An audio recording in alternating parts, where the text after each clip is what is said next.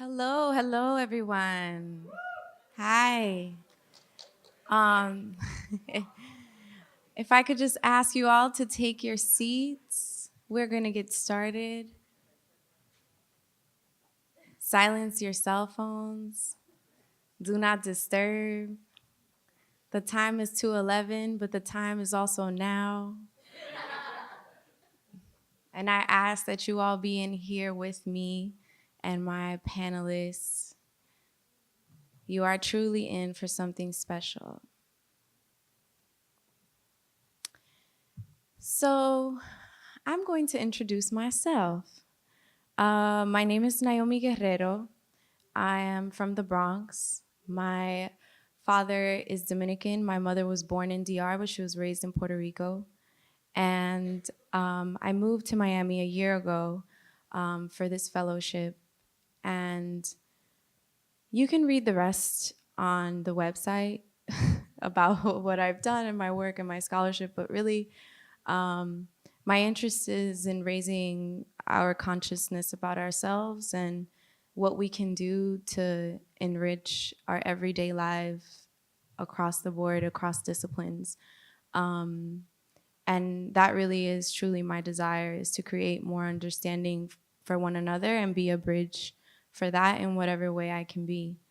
Um, also, um, to be fabulous while I do it, because why not? So I'm really excited to introduce Janelle Martinez, Morel Doucette, and Guadalupe to come and join me in the right here and have this conversation. Thank you for coming.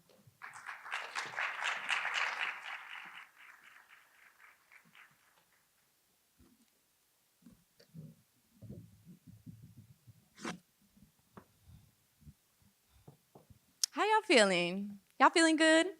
Yeah? Okay. All right. Okay, so originally we had invited Amalia Mesa-Bains. Unfortunately, she could not make it, but she did send a wonderful statement that I, of course, am delighted to read, and also share some images of her work. Where is the clicker? Okay, here goes. All right, so this is Amalia. And if I think she's watching, hi to everyone on Facebook Live. Thank you for tuning in. And Amalia, if you're watching, we love you, we miss you, wishing you the best. Okay, these are her words. I regret not being able to join you today at this historic gathering, and most especially since I know that the number of projects and meetings around this topic is increasing. We are all gaining clarity about the meaning of Latinx and the role of Latinx in the art world, including artists, curators, and historians. I was honored to participate with Teresita Fernandez in the Latinx gathering at Ford a few years ago, and at the time, my role was to provide a historical reflection on past struggles for equity and diversity. In the interim, I have had time to think about the current situation for Latinx artists, and I have adopted a Janus-like perspective. I don't know if I'm saying that right, but it's Janus, so it looked like Janus to me. As a reminder, Janus was the Roman god that frequently symbolized change and transitions, such as the progress of past to future, from one condition to another, from one vision to another, and young people's growth to adulthood. Janus is associated with transitions, duality, passages, beginnings, and endings. He is depicted as two-faced, looking to the future and at the past at the same time. Fittingly, he is the god of the month of January, and in that sense, appropriate for our gathering today. So I would like to employ the Janus role in approaching the topic of the future of Latinx, that as we imagine the future, we must remember our history. In our political past, we have had to struggle against exclusion, discrimination, and even erasure. And now, as we look to the future, we find again intense moments of xenophobia, racism, and human rights abuses. The art world still resists inclusion in many places, and the battle for more representation among curatorial staff, collections, and exhibitions impacts the context of the future of Latinx. This moment of Latinx consciousness would imply a shared definition of the term Latinx and its use, but I am not sure it is yet clear if it is a collective identity or what groups it includes. I ain't clear either, just for the record. In the movements of the past, terminology was autonymic, self-determined, or exonymic, determined by others. The rapid appropriation of the term Latinx and even Chicanx should give us pause, perhaps caution in its application as we craft the meaning behind it. Will it be inclusive of our multiracial ancestry, our social justice values, or will it become just another art world fad, the latest fashion in art identities? Many understand the X to be inclusive of queer and transgender communities. Others, that the X also confers a flexibility of gender and generation. Some feel it cannot be applied retrospectively to past histories or moments. We are working here in this conference, in this gathering, to ask questions that may not yet be answerable, but as the Janus is part of beginnings and endings, of transitions and of dualities, we can begin to consider how the goals and values of Latinx work can be collective in their artistic and cultural function. This organizing moment may not have a single source of the X, but surely we must consider what space the X holds for each one of us. Many of us are veterans of other collective struggles that were appropriated by the mainstream for its own uses. So like the Janus, our future is tempered by the knowledge gained in the past as we engage in the act of never forgetting. It is the generational passage and transition that will lead us to a more inclusive vision of Latinx, balancing the work to build inclusiveness in major institutions while supporting our own community organizations that incubate the younger artists and curators.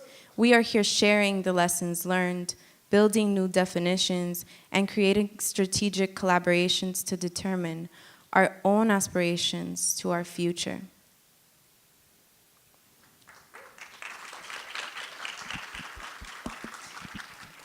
So, wow.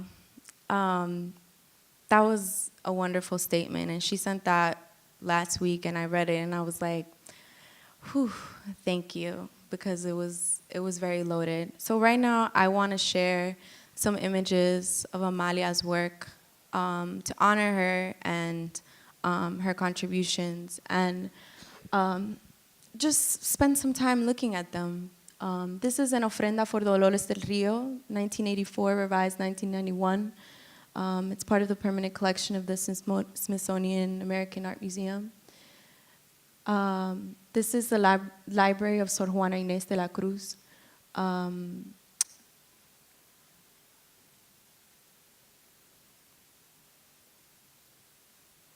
This is Venus Envy, Chapter 1 of the first Holy Communion moments before the end, 1993.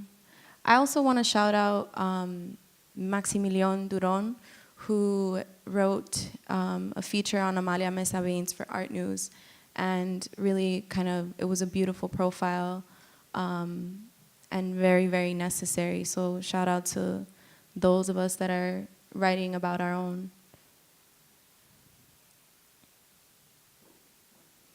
New World Wonder Camera, a project by Amalia Mesa-Bains, 13 to 14.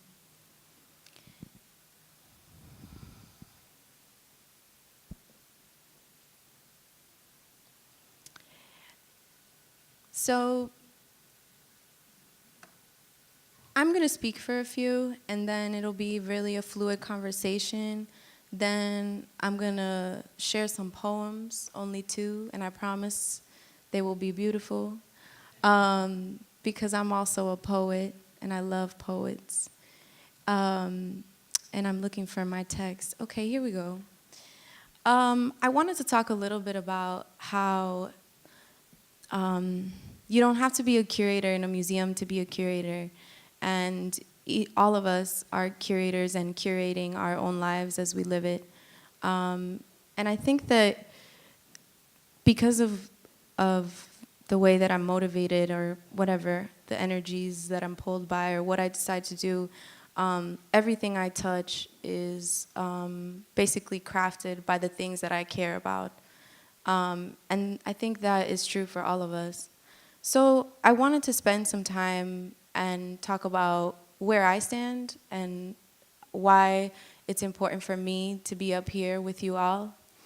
And the first thing that I want to get out the way and make sure that everybody knows is that museums are not neutral. Institutions are not neutral. Galleries are not neutral. These spaces that we enter and look at art inside of are not neutral. Institutions are made up of the wants, the needs, the cares of the people that support them and work at them. And I really want you all to understand, and us, all of us, to understand that when we walk into a museum, gallery, whatever, a space, and we look at the art, regardless of what we think or feel about the art, because it's in that space and we're looking at it in that space, there's kind of a sense of legitimacy that is attributed to that work because of the particular circumstances that you see it under. And there are a lot of decisions that come into how and why a work gets to go up on a wall or why it doesn't. So let's talk about Latinx. So the term Latinx is a gender-neutral alternative to Latino, Latina, Latin, with the arroba, Latinx, Latines, and refers to numerous identities, intersecting identities of Latin American and Caribbean descendants born or long living in the US. In the art context, it refers to Latin American descendants born or long living in the US and Caribbean also, and is generally not included in what is classified as art of the US or American art. I don't like the term American art because it denotes that America is the United States, which it is not. Even though these artists may be second or third generation Americans, and this is a quote from Deborah Cullen, who is also here with us. Even though these artists may be second or third generation Americans, Latin American art defines work by artists across Mexico. Oh, sorry, I skipped that. It's not classified as American art, even though these artists may be second or third generation Americans. So even though folks have been here for quite some time and are really informed by living here, being here, breathing here, their work is constantly placed outside of the context of actually being of this space or this country, this land that we're on. Latin American art defines work by artists across Mexico, Central and South America, the Caribbean, as well as by artists who were born elsewhere and later established their careers in these regions.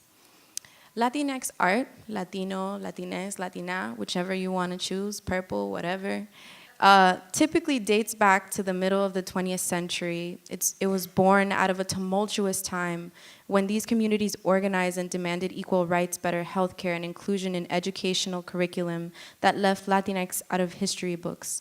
Artists like Rafael Montañez Ortiz, Carlos Irizarry, Olga Albizu, Mirna Baez, and Roberto Chavez were foundational in the Chicanx and Nuyorican art movements of the late 60s and 70s, which were based largely in major cities like New York, Los Angeles, Chicago. Latinx studies, Latino studies, which included Latinx art as an area of inquiry and scholarship, began in the 1960s with Chicanx courses at the University of California and on the West Coast, and in 1973 on the East Coast. And in the Centro de Estudios Puertorriqueños at the City University of New York. It is important to note, however, that the first comprehensive anthology dissecting the Latinx and Latin American dichotomy as it relates to art and cultural production, resisting categories, Latin American and/or Latino, was not published until 2012. So I think I'm not gonna read all this. I think it's important to note that for Latin American art, there really has been a kind of mobilization and support of collectors and the elite that belong to those countries in Latin America and the Caribbean. And you can see that all the way from 1930, 1932, the Met having Mexican Arts Show. In 1941, Institute of Contemporary Art in Boston, showcasing modern Mexican painters. You know, and it's also lended some sort of credibility. The Latin American art market has a long and rich history of private collecting in countries like Mexico and Brazil. Brazil is also part of Latin America and part of the Latinx framework, for those of you wondering, in my opinion. So it's really tied to the country's elite, and this private collection has helped lay the foundation for an energetic secondary market, museum support, inclusion in permanent collections, and exhibiting. Latin American art is a lot more sexy. It's a lot more intriguing, or we've been conditioned to believe that in these spaces, right? Some artists resist any of these categories to avoid being limited by them or seeing their work devalued by the stigma and low price points these categories pretend. Identifying as Latinx can place an artist into its historical context of identity politics and socially engaged art, yet not all Latinx artists make work that speak to struggles of decolonization, race, class, and the status of perpetual exile explicitly. I am not here to place an identity on anyone. As a historian, I really use the Latinx art framework to pull on socio-political histories that really affect you and the way that you see things. I think that you should decide for yourself whether it's something that that you want to identify with or you want to be in the framework of, but you should be 100% free to do so. And there is definitely not a consensus that this is the word and this is what we want and we've all decided this. I'm down to have a meeting if that's possible in any way, shape, or form for us to hear each other's grievances and where we stand. But I'm not really here like, oh yeah, Latinx, you gotta identify with that or the conversation's over. I really don't think that's possible. And I also, even in the most basic form, I think we're saying that a sound that we make with our mouths is who we are. And as human beings and dynamic people and spirits that we are, that is just impossible. Any identity that you choose is gonna be like way bigger than that. So, yeah, I don't know if it's on. So I just wanna kind of move forward and you can, go ahead. I think it's on. Turn it on. Oh, okay. Oh, sorry, I just was gonna, I loved exactly what you said, but I even think something that came up as you were talking was like, we have a lot of experiences that come up before even that we were using these terminologies. And a lot of times too, are these terminologies that we appointed to ourselves. I think Latinx absolutely is, but, and maybe not for everyone, I wanna put that preface out there, but I do think in terms of experiences, because when I think about like, I think all of us, we can say we've had these experiences before terminology came into play. And also with identity, it's fluid, right? You can also appoint these things. You may identify as Latinx today, but is it wrong if you want to go back and say, like, or identify closely with your nationality tomorrow? I don't think so. So I think, yeah. Yeah, of course. And really quickly, some last few words. I just want to talk about, for me, the word is less important, and what is more important is our collective power together. Whatever umbrella we decide to come over, it's like when you were in school and the teacher was like, all right, this is a group project, like everyone get together, what's gonna be your group name? And did it ever happen that every group started arguing about their group name and you never got to actually play the game? That's what that kind of feels like to me, where it's like, to me that is kind of less important. What's important is mobilizing and organizing and creating real change for each other and for the artists and for the network that we're trying to improve, and just overall conditions outside of the art space, outside of institutions, and just going on about the power of the collective, when people just get together and decide that in the face of whatever comes, in the face of our differences, we're gonna get together and we're gonna organize and we're gonna make joy happen. And one of the things I'm most proud of being a part of with my sister Aja Monet, who couldn't be here today, but we got together, 20 of us every week in Little Haiti for about 7 months, and we planned a poetry festival in Liberty City. And shout out to Community Justice Project, who also helped us make that happen. But this was a free poetry festival, and we had the last poets, Emery Douglas, Sonia Sanchez, and Tazaki Shange, and everybody was there, like loving, jiving, and Morel also displayed his work in that space. And to me, like, that is the power of true organizing, and that's what we should be striving for, is to create collective joy and better conditions for one another. This is an installation shot of the Gift of Art, which was curated by all of us, all of the curators here at PAMM. And I was really frustrated throughout the process because it took way longer to do one thing because all of us had to have our voice heard. But it taught me something, again, about the collective power of coming together and making a decision to have an idea come to life. And these are some things that I wanted to share also, that these are very real things. So ArtNet compiled these rankings, which are based on art market sales. In 2016, it presented a list of the top 100 lots by living artists. There was 1 woman and 6 non-white artists in a list of 100. I'll say that again. It was 1 woman and 6 non-white artists in the top 100 living artists. The top most collected. A second list unveiled the top 100 living artists based on the total value of secondary market sales from 2011 to May 2016.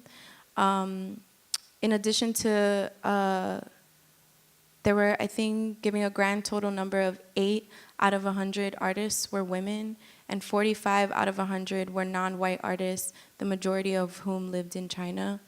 And I think for me, these numbers are real and they're apparent, and they really do affect the lives of artists and whether they're able to like make their work a real possibility, because we all have to survive.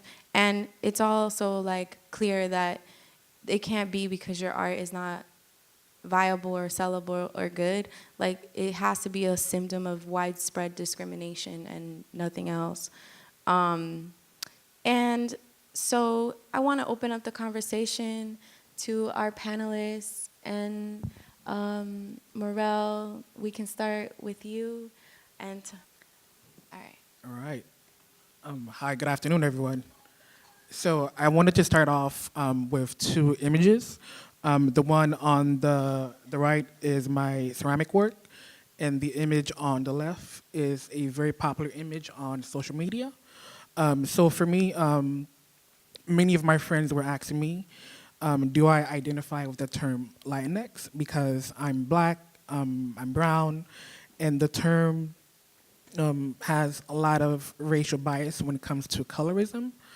And so for me, it was very important for me to be part of this panel, because you cannot have a conversation about Latinx without including Haiti, because Latinx, the culture, the experience, everything starts off with Haiti. So when you think of Haitian history, or written history, it starts off with Christopher Columbus, but the history precedes and was before that. And so Haiti, when they gained their independence, we became the second. We became the second nation that had their freedom after the U.S. And so what people don't realize is, when our president like Trump calls Haiti a shithole country, is that Haiti is in that condition because of many implications and things placed on them. So Haiti, we had an embargo placed on us for 60 years as a punishment for the contribution we made. So for those in the audience who are not familiar with Haitian history, so once Haiti became free, we went on to help free Peru, Ecuador, Bolivia, Brazil, like Venezuela. And so all of these countries got their freedom because of Haiti. Part of the embargo forbade us from having an army because the Haitians, they were warriors. They were smart and they outwitted everything that came towards them. And so, going back to the image, Haitian, the fabric of the culture and society is the women. When you look at the earthquake that happened back in 2012, while the men were fighting, the women were organizing. And so the piece next to the photograph kind of connects back to the idea of the double consciousness, as well as the power play that women has in the culture and the society.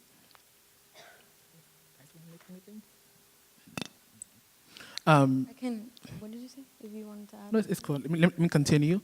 Part of my work at the ArtCenter has been kind of going back to themes of identity for me. For a very long time in my work, I never made work about people. It's been solely based on the environment, focusing on land and sea. So the work at the ArtCenter, I should go back a little bit, sorry. So these two pieces focus on the idea of climate gentrification. So I've been mapping out the entire part of South Florida for brown and black spaces. And so one image is from a neighborhood called the Pork and Beans, and the other is from Overtown. And so these names have a very racist history to them. And so the work is a celebration and kind of planting new seeds, which is why I use a lot of plants in nature in the work. Let's go forward. And so this other work, the one with the drawing, the plants is from the neighborhood called Adapata, which is a Dominican neighborhood. And so when you look at Haiti and the DR, there's a big issue with colorism. And then the piece next to it is a piece called The Brown Menagerie. And that piece is from a study that was done about the color brown, where they gave over like 3,000 people a box of crayon, and they could pick any color they wanted from the box of crayon. And in every single one of those studies, the color brown was the only color left in the box. So how this idea is not only beyond the physical complexion, is in our psyche, is how we operate. And so the idea of brownness, of what does that mean? And how do you move in these spaces being a brown and black person? Continue. So the foundation of my work always connects back to the environment. And so another part of my work is a critique on how, as a society, how we treat the environment. And so for me, when you look at Western history, we like to portray cultures as primitive because we're better than them, but they're more in tune, they're more happy, they're more joyful. And so if they're primitive, then how come they're having a longer lifespan and we're dying at a rapid rate and they don't have any type of sickness and we're dying with cancer and all these type of thing. And then the last work called Clockwork, which is investigating the passing of time. So using the clock and then talking about the how we navigate spaces being black, brown, gray, white. So Thank you for sharing. Right, no I problem. love your work. It's Thank great. you. Yes. I think it's, for me, really important to center Haiti in this conversation, especially being here in Miami, when we have so many we have basically so many populations from the Caribbean and such a large Haitian presence that needs to be acknowledged and kind of just acknowledged. And I also, I've said before, like, I don't expect, my demand isn't, or whatever, request or desire isn't for people to walk around and be like, oh, I'm Haitian and I'm Latinx, da-da-da. Again, that's your decision. But I want to say, like, as your sister, my door is open, and if you would like to, you can, and you deserve that space because it's yours and your contributions are not forgotten, even though they were tried to be erased. So I wanted to share this graphic, which is very important. And Nadej Green is here also, and she wrote this wonderful piece based on this study. And I'm just going to read these facts for you. Black Hispanics are detained at a rate that is 4 times larger than their representation in the county population. Black non-Hispanics are detained at a rate twice as large as their population share. White Hispanic defendants are underrepresented compared with their proportion of the county population. Black Hispanics spend, on average, about 11 days in pretrial detention, and black non-Hispanic defendants spend an average of about 10 days. White Hispanics defendants spend about 8 days in pretrial detention, and white non-Hispanics defendants spend about 7 days. Black defendants, regardless of ethnic makeup, receive longer sentences than any other group. I think for me this was really important to highlight because it's the first time that the Hispanic category, which obviously has its issues, but is very important to kind of digest here in Miami and talk about. But it was the very first time that it was kind of, I guess, broken down into racially. So regardless of what language you speak and where you hail from, if you are dark-skinned and you are Black, you're treated worse and you don't have the same access to resources as other folks. And I think it's important that within that umbrella of Latinidad that we talk about those nuances. And I want to also, Janelle, if you have any thoughts about that, because as it relates to your work. Yeah, this was really interesting as I glazed over the information. A few thoughts came up, to be honest. For one, anytime I see data, while yes, I am a true believer that it is an accurate gauge of information, I always wonder like who was the person that held the study, what was its intent and purpose, amongst other things, simply because it can be skewed to relay whatever information that is to the benefit of whoever is doing it. Yep. And so what I find interesting too, I think it is valuable to highlight ethnic differences, but as someone that, and going back to the term Latinx, I identify in particular as Black Latinx, which I find that a lot of, just to kind of go, I'm not going to go into like the nuances and things like that, but I do think that we know Latinx is an ethnic group, and so you can be almost anything within that. And for me, and from a lot of the interviews and conversations that I have, primarily with those that are in the Northeast, it is very important, or it is a point of value for people to identify racially first and, you know, ethnically second.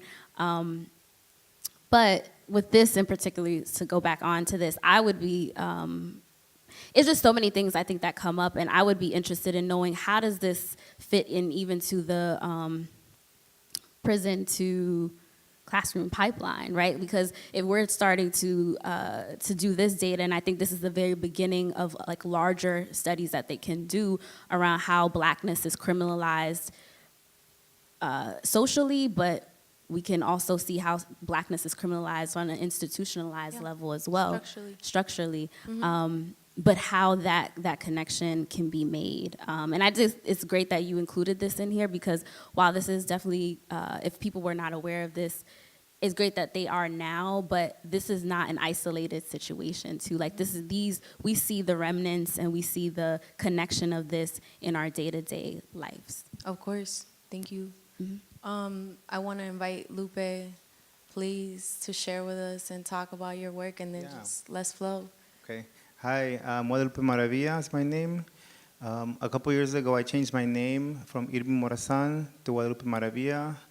I've been questioning everything for a long time now, and I finally got to my name. Part of it was because to show solidarity to my father, who's undocumented. He uses Maravilla in his fake, as his last name. So I thought that was like appropriate time to change it. And also Guadalupe was actually, I was born December 12th in El Salvador. And that's the day they celebrate the Virgen de Guadalupe. And I guess like in the 50s and 40s, there were like a lot of men named Guadalupe. It was kind of common. So when it came to my turn in the late 70s, I was actually named Guadalupe. It's actually my original birth certificate, and then my father, who's very machista, right? So he changed it. And I didn't find this out until my mother passed. And eventually I was like, okay, this is a perfect opportunity to change my first name to Guadalupe. And then Maravilla is to show solidarity with not just my father who's undocumented, but my entire community. So that's why the name change happened, Guadalupe Maravilla. And this is an image from the Whitney Museum. I was very fortunate to be in an exhibition this summer, Pacheata Huachiche.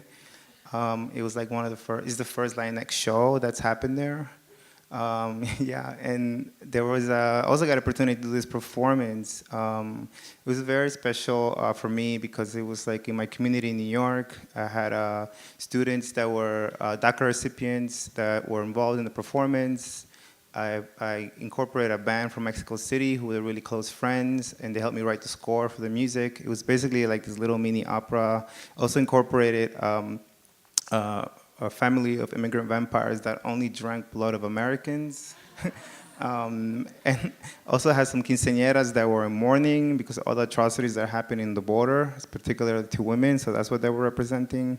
I also, I don't know if you see on the left there, I'm wearing a headdress as part of my sculptural work. I also had a monologue where I spoke about my experience about crossing the border as an unaccompanied child because of the death squads, the U.S. trained death squads that were after me and my family. So that's why we escaped El Salvador and we got scattered and separated. And this is happening, obviously still happening now. So like this is what the piece is about. It was about creating a new mythology based on my experience. And then you see two futuristic coyotes holding Dyson vacuums, and they were cleansing all the negative energy from our bodies before we enter the Whitney. And then during also the performance. So it was like this really complex and very layered kind of performance. It was over an hour.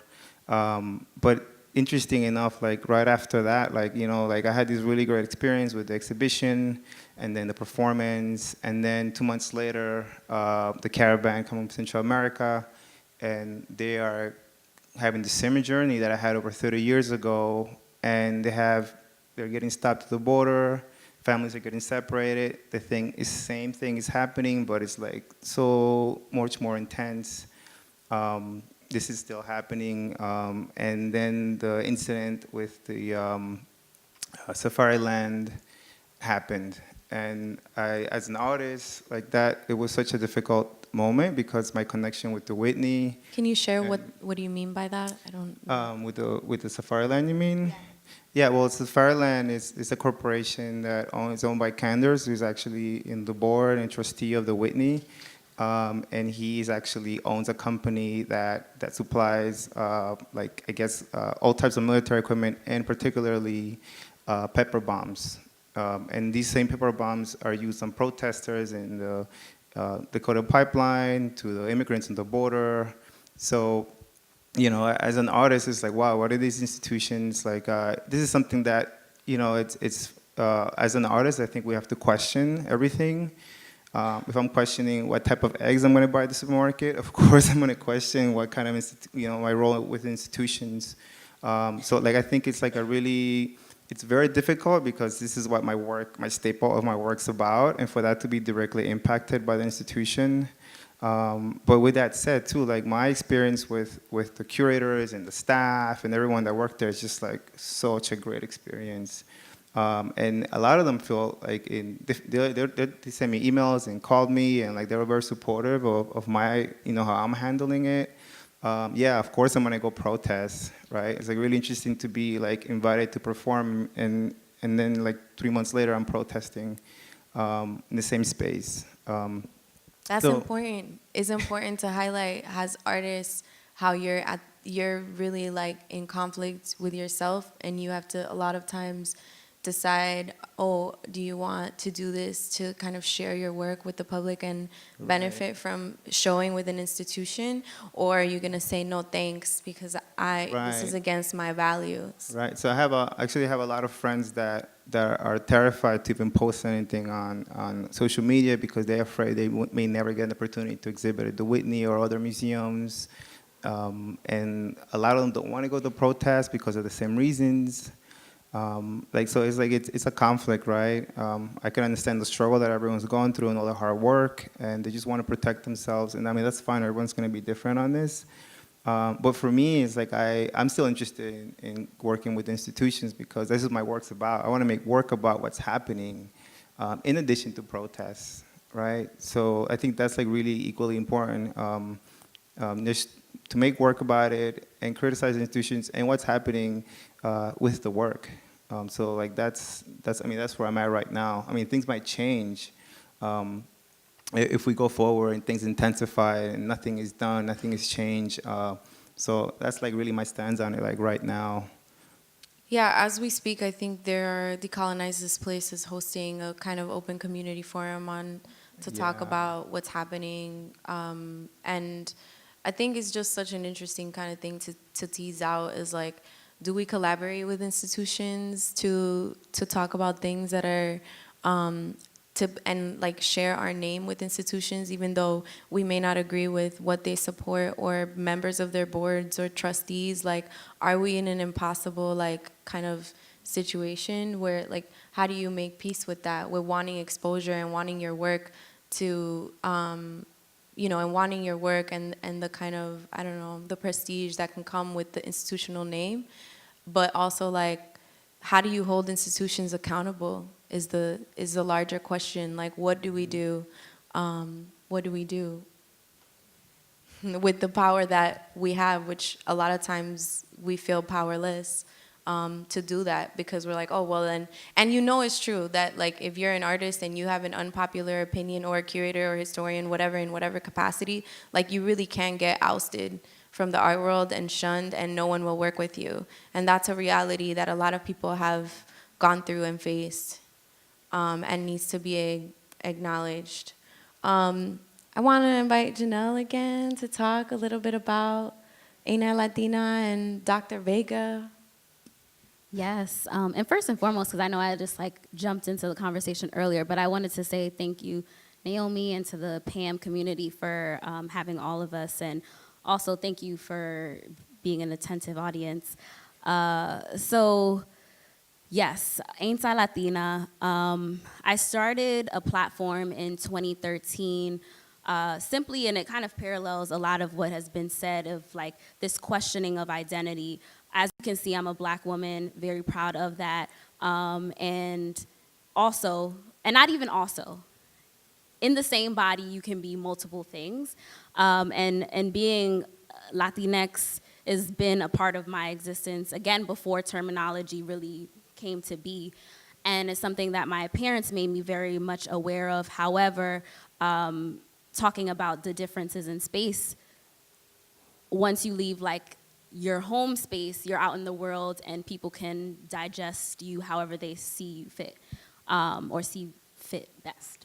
And so for me, I always had this constant question, people questioning me literally all the time about my identity. And so as I entered into undergrad, I knew I wanted to cover topics of the diaspora. And actually working in the industry and being very much a fly on the wall in hearing the conversations around Latinidad and then, to be quite frank, the exclusion of Blackness, of Asian identity, of indigenous identity. For me, I was like, the time is now. Sometimes you cannot continue waiting for a platform or something to happen. It's a sign that you have to do it. And so for me, it was really just pushing a site live and covering particularly Afro-Latinx women. Because again, as Morel, you spoke about, women, we really are, I think, the foundation of everything. And we have the power of letting men think they are, but we know the truth.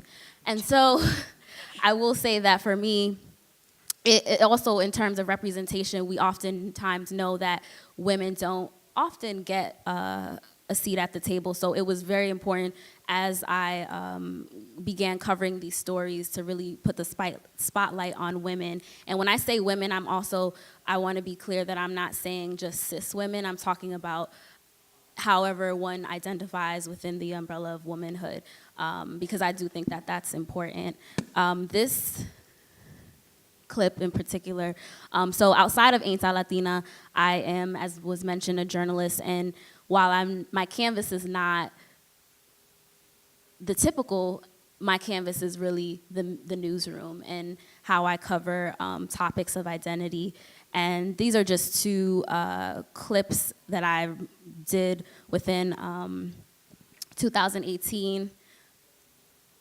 I identify, yes, as you all know, as Afro-Latinx, but my family is actually Afro-Indigenous from Honduras. We are Garifuna. Anyone familiar with Garinigu people? Woo! I know I just turned it into a stadium. But I have to say that because it's interesting. A lot of times people are not very familiar with this group, and I really, really feel very passionate about just my community because it has even been called an endangered language, and we are an endangered people because of a lot of what's happening in Central America with people coming in and trying to take over land. Gentrification is clearly not just something that happens within the 50 states. It happens all over, and so I did a piece for Remezcla talking about the connection between our community and food, and I think we could even tie it back to how we view food to the continent of Africa, fufu, machuca, which is really hudutu and garifuna. And so just, again, really spending time speaking with elders and speaking with my peers about what does this identity mean, and so that piece came out in Remezcla. Also, the piece on top was a really interesting one, and I got a lot of comments online about this. So if you are not familiar with Victoria Santa Cruz, she's an Afro-Peruvian artist. Yes, I see you clapping over there. She's amazing, and her work, Me Gritaron Negra, has really been very powerful for a lot of Afro-descendants, and particularly Afro-descendant women. And her, in short, talking about just like her empowerment of blackness, and I think even her physically, how she appears with her texture hair and her skin tone, it speaks volumes. And so for me, and why I said earlier about terminology, again, the experience precedes terminology. And for me, in this piece in particular, I really talked and grappled with the term Afro-Latina, and in short, because if I could honestly, this would be a whole nother Two whole days. Yeah, yeah. So that's why I was like, I won't get too deep into the piece, but what I will get say, deep, but yeah. So say what you gotta say. Pretty much, the piece talks about how there seems to be like a co-opting of the term Afro-Latinx in terms of people that would not have used the term and do not use it interchangeably with black, right? Because if you're gonna say Afro anything, black, okay? And so I think that was really the premise of it, and me feeling like I just want to rock out with the term negra because it's straight to the point. It's I'm black, but also too in when I thought in hindsight about it is like language, right? Because if we're talking about a collective here in Latin America as a whole, even my native tongue is not Spanish. It's Garifuna, right? So how do we grapple with these types of topics? So in short, those are the things that I discuss in the content I cover. But for me, it's just about when we think about Latinx, if I could make one final point around it, is that we just have to be very mindful of who creates terminology, its purpose, and also how inclusive is it. Because regardless, a lot of these are power dynamics and structures, and sometimes people choose to erase people from it regardless of if it's meant to be inclusive or not. And I'm not saying that specifically for the term Latinx, but what I am saying is, again, we have to think about all the racial communities that embody and can embody this term. Thank you so much. I want to leave time for questions, of course. But I also wanted to end this with, like I said, a poem. And this is a poem by Jose Olivares, and he just published a poetry book called Citizen Illegal. And this poem is called Mexican Heaven. All of the Mexicans sneak into heaven. St. Peter has their name on the list, but none of the Mexicans have trusted a list since Ronald Reagan was president. St. Peter is a Mexican named Pedro, but he's not a saint. Pedro waits at the gate with a shot of tequila to welcome all the Mexicans to heaven, but he gets drunk and forgets about the list. All the Mexicans walk into heaven, even our no-good cousins who only go to church for baptisms and funerals.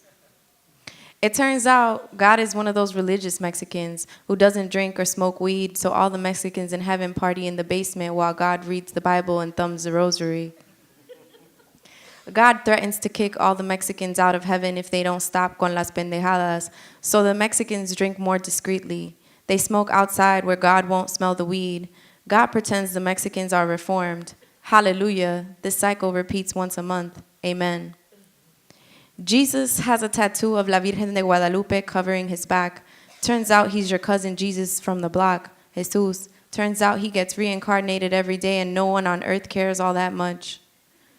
All the Mexican women refuse to cook or clean or raise the kids or pay the bills or make the bed or drive your bum ass to work or do anything except watch their novelas, so heaven is gross. The rats are as fat as roosters and the men die of starvation. There are white people in heaven, too. They build condos across the street and ask the Mexicans to speak English. I'm just kidding. There are no white people in heaven. Tamales, tacos, tostadas, tortas, pozole, sopes, huaraches, menudo, horchata, jamaica, limonada, agua. St. Peter lets Mexicans into heaven, but only to work in the kitchens. A Mexican dishwasher polishes the crystal, smells the meals, and hears the music through the swinging doors. They dream of another dream, one they might be allowed in, if only they work hard enough. And this is the last poem, which is the title of his book, Citizen Illegal. Jose was born in Chicago, and I met him at the Bronx Zoo during a poetry writing workshop where he had us write about secrets. And this is the poem. Mexican woman illegal and Mexican man illegal have a Mexican illegal American citizen. Is the baby more Mexican or American? Place the baby in the arms of the mother illegal. If the mother holds the baby citizen too long, does the baby become illegal? The baby is a boy citizen. He goes to school citizen. His classmates are American citizen. He is outcast illegal. His hellos are in the wrong language, illegal. He takes the hyphen separating loneliness, Mexican, from friendship, American, and jabs it at the culprit, illegal. Himself, illegal. His own traitor's tongue, illegal. His name, illegal. His mom, illegal. His dad, illegal. Take a Mexican woman, illegal, and a Mexican man, illegal. If they have a baby and the baby looks white enough to pass, citizen. If the baby grows up singing Selena songs to his reflection, illegal. If the baby hides from El Cucuy and La Migra, illegal. If the baby, illegal, citizen, grows up to speak broken Spanish, illegal, and perfect English, citizen. If the boy's nickname is Güerito, citizen. If the boy attends college, citizen. If the boy only dates women, illegal. Of color, illegal. If the boy illegal uses phrase like women of color, citizen. If the boy illegal, citizen, writes illegal poems, illegal. If the boy citizen, illegal, grows up illegal and can only write illegal, this story in English, citizen, does that make him more American, citizen, or Mexican, illegal?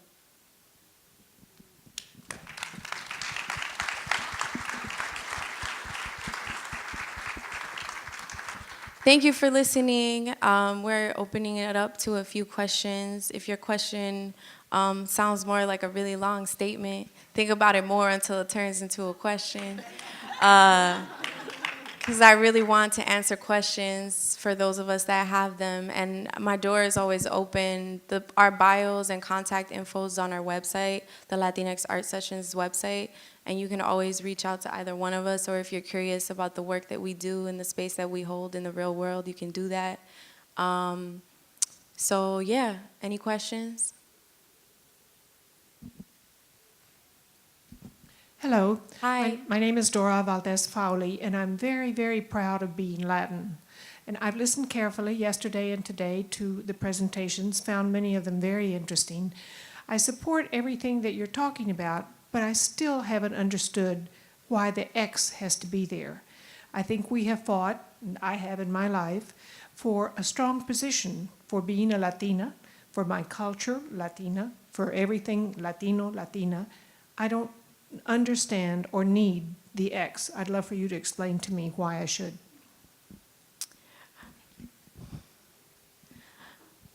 Well, I don't know that I'm in a position to. I'm not going to ask you that you should. I'm just going to say that you can, if you would like to, and if you don't, that's okay. And the X is, again, I think the reason that the X exists is to subvert the gendered language that is Spanish, where if a man is sitting at a table and there are 15 other women, it automatically becomes ellos. And people that are kind of pushing back against this gender normative culture that we have, where you have to be a man or a woman. I mean, gender is really like canceled.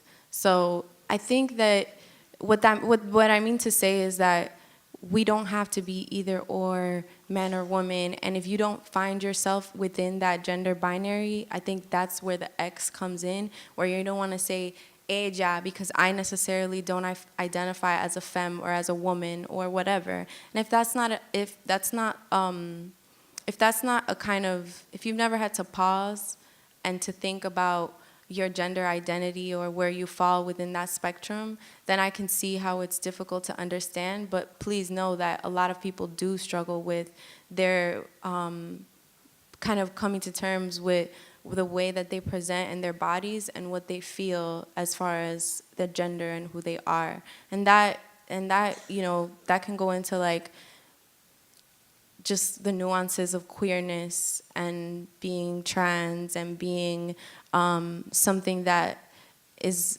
you know, you just don't feel like I can't walk into this space and say I'm a woman, I'm a femme or whatever, or being mispronounced. Like if my pronoun is they and you keep calling me she or he or whatever, you just don't feel like that's you. So the X is possibility. The X is a disruption in a language that insists on patriarchy.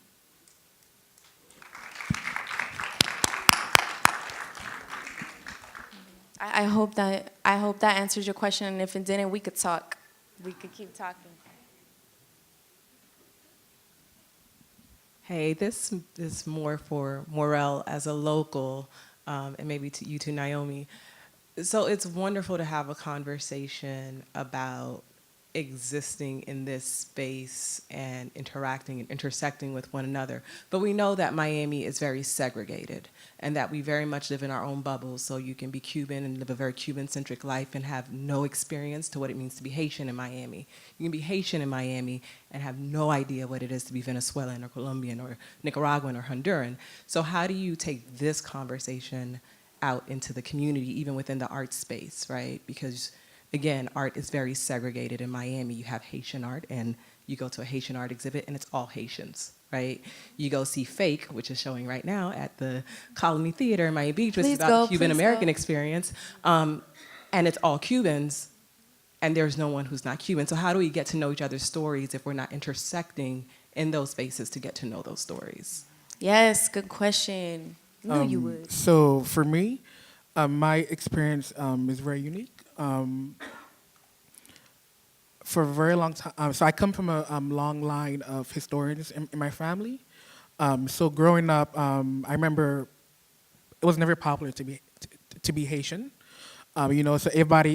So in the '90s, we hid to be Haitian. We didn't want to be associated with that.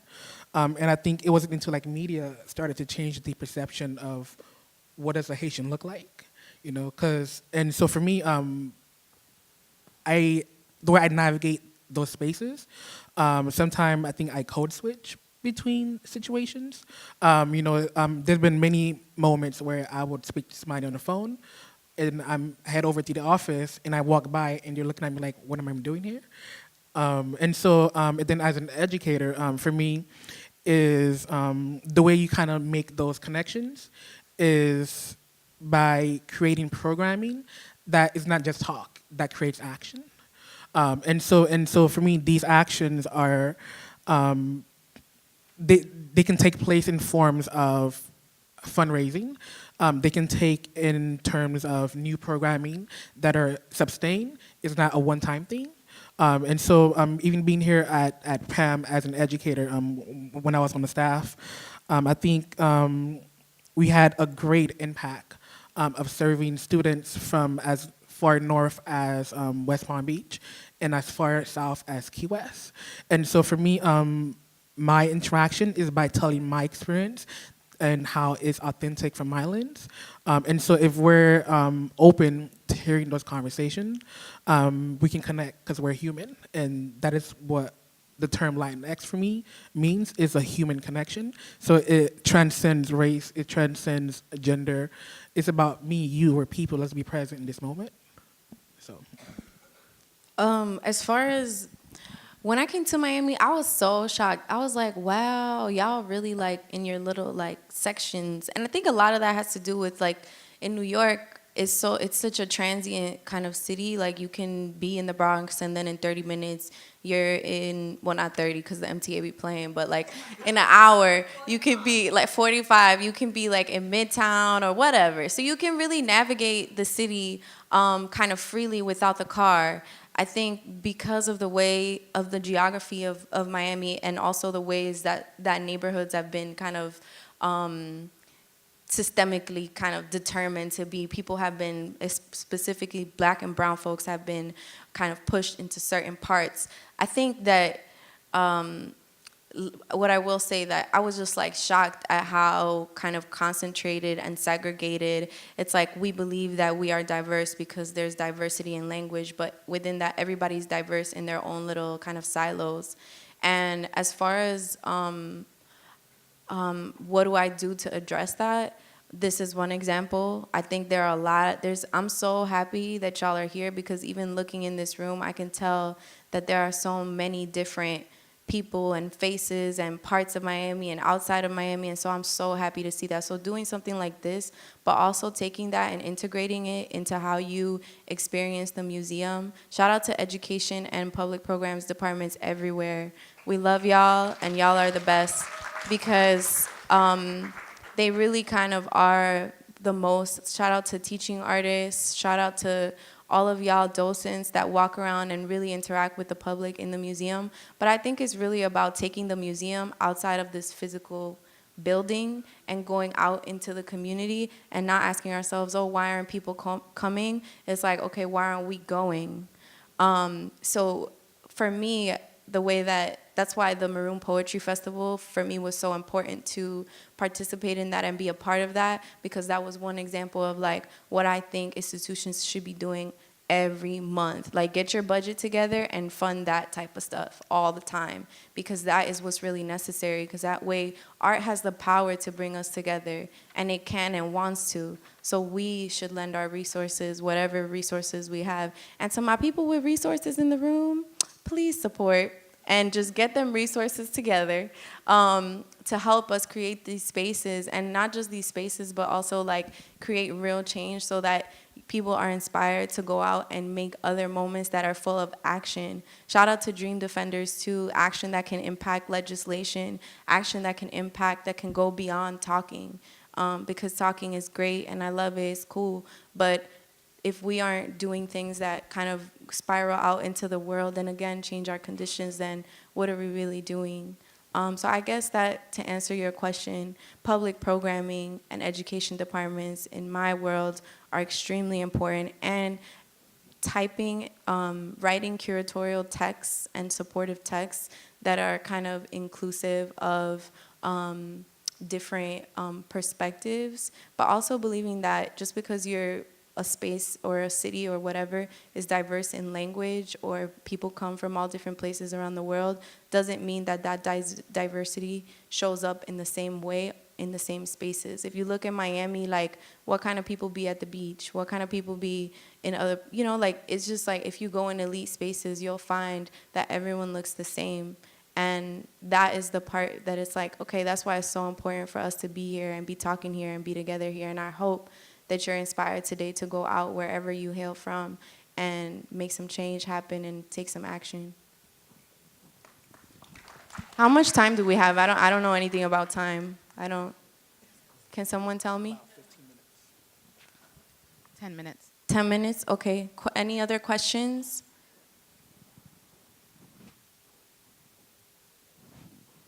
No questions? Yes.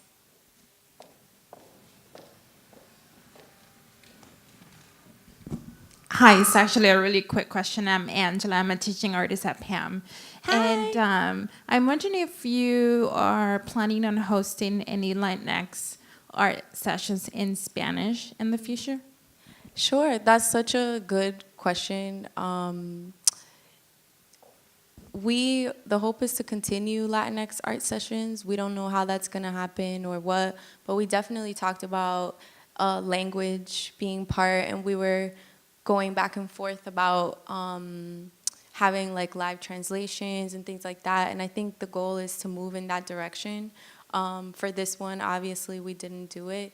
But I would like for that to be that, and not just Spanish, but also like Haitian Creole, and kind of open it out and open it up to more languages, because of course, like we were saying, all of us, like this is beyond languages, and that is a very good question. I do have one question for the artists with me and whoever's in the audience too, that if you're an artist, but what do you need and want from institutions? How can institutions serve you? Why was that funny? Come on, what do you want? Pretend I'm like, I got the Midas touch and I could be like, whoop. And like, what would you ask for? I'm Santa. I know Shire. My boss is making me talk. Oh, someone. Go ask your question. Shire, is that you? No, it's Shire. She can reply. So, to answer your question now, what do artists need from institutions? Yes. Support. What does that look like? Support looks like present, being present when we have events, asking us what we need and responding to our needs, because all of our needs are not the same. They're specific to each artist. It's just making us feel like we can ask for that support. Oh, so actually asking the question. Yes. Right? Okay. Asking me what I need. Okay, money, like what do you need? Support in what way? Money works. And Sustainability. Access to so what? for me, one thing I think all museums in Miami should give all artists free admission, regardless if you're a dancer, musician, writing. It's like we're a cultural destination, and the money and the capital that comes into the city, there's no way that institutions should not be able to give us free admission. Free free admission to artists, support. Lupe? Yeah. It's like so many things. Number one, like you were saying, is like listening to the artists, maybe creating a town hall meeting with the artists, and like listening to what our needs are, because everyone has different needs, right? Like every artist has different needs. Also, just like really, especially what's happening in a lot of institutions, and just like I want them to check everyone that's in their that's involved in the institution, and just have them be accountable and just take them out, get them out of there, get the money from somewhere else. Yeah. I know it's not as easy, but it's something that needs to be considered. And then one more thing. This was an interesting experience for Art Basel. And I've learned from the, if kind of like as an artist, I think you should have the agency in controlling who owns your work. And if that person is really a true collector, then they're going to give you some type of, if they sell the work in the future, then they should give you some type of payment from that work.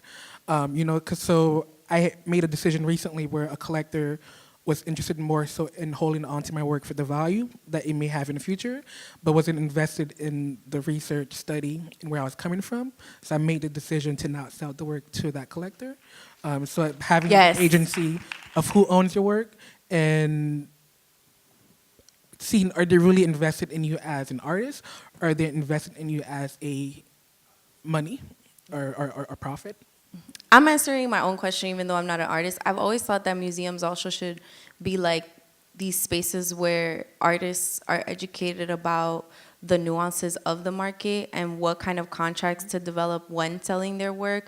And like, let's talk about artist royalties when your work enters the secondary market and all of a sudden it's worth, you know, more than what you sold it for. Like, let's talk about that. Let's educate ourselves about that. And I think that if anyone should host those conversations, it's museums. So like educating artists about the nuances of like if you have to be your own dealer basically. So a lot of artists I know are their own dealers. So how do you make that happen? How do you navigate those conversations and you make sure that you're not being taken advantage of?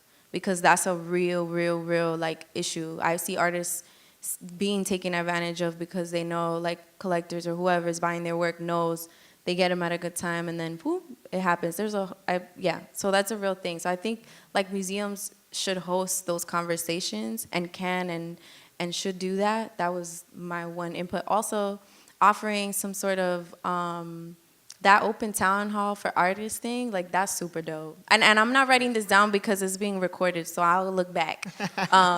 But yeah, I love these answers. Hi over here. I just wanted to remind all the artists in the room that that's also a two-way street. As you know, you're looking for these institutions to host and to listen to your ideas. They're also looking for transparency. So as an artist, when you're going and asking for funding or for support, be sure that you're being transparent and being clear as to exactly what you want, because a lot of these funders, they don't come from art backgrounds or art spaces. So they're not mind readers. So you have to be clear and give advice and say exactly what you want, because a lot of artists walk into funding spaces saying what they think will get them a grant or what they think will get them support. So it's also a two-way street. Facts. Also want to say we don't need institutions. Like, we can organize folks, artists, like form an Miami Artist Coalition, get together, have your own town hall meetings, and then I feel like institutions catch up later on. Like they're like, oh, what you're doing is dope. Why don't you come do it over here? You know, like that's what I always see, and I'm just like, okay, well, but I always think like if you want to see something become a reality, like you can do it. You can like start the process of doing it yourself and then connecting with others and making it happen. But I love these answers to that question. I think I wanted to orient the end of the conversation towards action. And yeah, go ahead. Hi. So as a museum educator and teaching artist, I was thinking about the institutions that we actually work for funding research for the artists. That would also be amazing. Funding research in what way? What do you mean? For the artist to fund. For the artist to do research. Yes, exactly. Heard you. Okay. I have another one. I have another one. Oh, go ahead. Go ahead. Yes. One of the things I think is really important is that local, especially in Miami, because I think if you think about smaller, perhaps cities or whatever, maybe that doesn't apply necessarily because maybe there's not enough artists there. But I think a city like Miami should have museums. All museums here should have like a permanent space which showcases local artists alongside whoever else you have. That there should be one room, whether you have a retrospective, whether you have a group show, that's dedicated to showcase local artists. I think we have enough artists in Miami and the quality of the artists to be able to do that. If we do not believe in our artists, if we do not fund and we do not back our artists, who will? I mean, funding and love starts at home. Thank you. Yes, thank you, Charo. You're amazing. Yeah, I just wanted to add another one. I was like diversifying the staff and not just the curators, but like the educators, like all the way down. Development, everybody. Yeah, everybody. So I want to give a shout out to PAMM. You guys are the #1 museum in the entire U.S. when it comes to diversity. So, Okay, with that, I want to say thank you so much for engaging with us and listening and asking great questions. And again, I'm always open and available to connect with anyone wishing to do so. Thank you so very much.